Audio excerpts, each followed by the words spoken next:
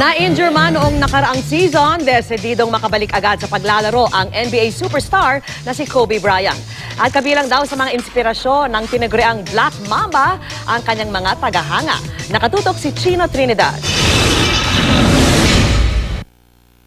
Nang mapatid ang litid sa kaliwang paa ni Kobe Bryant noong nakaraang NBA season, marami ang nagdududa kung kaya pa niyang maibalik ang kanyang laro.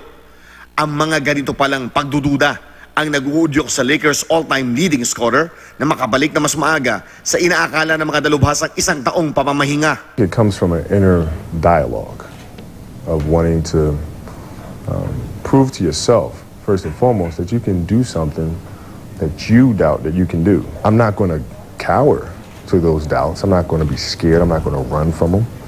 I'm going to face them, and I'm going to challenge myself in trying to accomplish those things. Kahit ilang beses nang pinatunayan ni Kobe na walang imposible sa isang desididong atleta, may ilang pa rin hindi kumbinsido.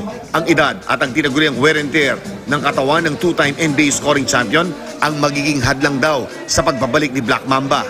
Ngunit kumpiyansa si Kobe sa kanyang full recovery. It's the attention to detail and versatility. That's the thing, because I can adjust my game. I can play all kinds of styles. It's like a martial artist that can use a myriad of styles. I can adjust style.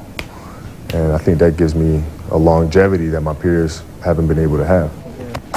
You want me to sign those for you? Muling nakaharap ni Kobe ang isa niyang masugid na tagahanga. Una silang nagkita, 15 taon na ang nakakaraan. At dahil doon, nabuhayan ng loob si Kat kahit naputulan ng braso. Pumasok pa nga siya sa high school basketball team at ngayon nasa larangan na ng graphic design. Sa ibinigay ng autograph ni Kobe, sinabi nito kung bakit dapat pahalagahan ang bawat sandali ng buhay. Ang mga katulad daw ni Kat ang nagsisilbing inspirasyon sa two-time Olympic gold medalist. How do you inspire yourself? Well, by inspiring others. So like today, meeting Kat again, seeing her after so many years, inspires me to want to push more. Because I know she's pulling inspiration from what I'm doing. So that makes me want to drive even harder. I think the day is really the right time for it. It's very overwhelming. The feeling inside, sobrang hindi ko alam kung anong expect ko. Nangako si Kobe Bryant na babalik muli dito sa Pilipinas kung saan damang-dama niya na hindi siya iniiwan ng kanyang mga fans, manalo man o matalo. Chino Trinidad, Nakatutok, 24 oras.